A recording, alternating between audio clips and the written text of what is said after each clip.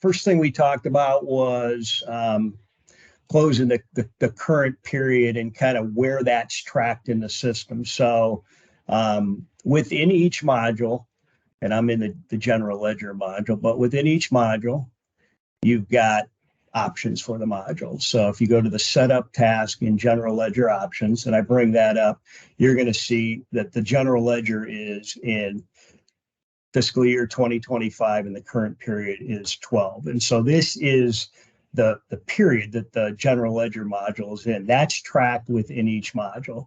I go down to accounts receivable. It'll be very similar. Go to the setup menu, go to accounts receivable options.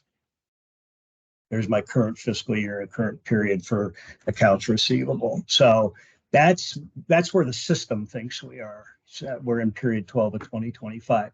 So what that affects is that current period does then affect some defaults that happen in the system.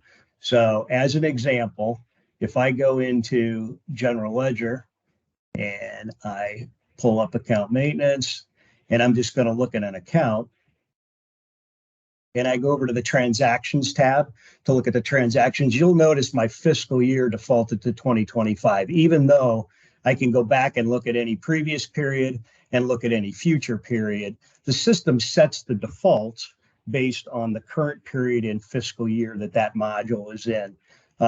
If I go into inventories, as another example, it's very similar. If we go into item maintenance and I pull up an item and I go to the transactions tab, you're going to see the transactions that I'm viewing by default are period 5 of 2025, which is the period that my inventory module is in.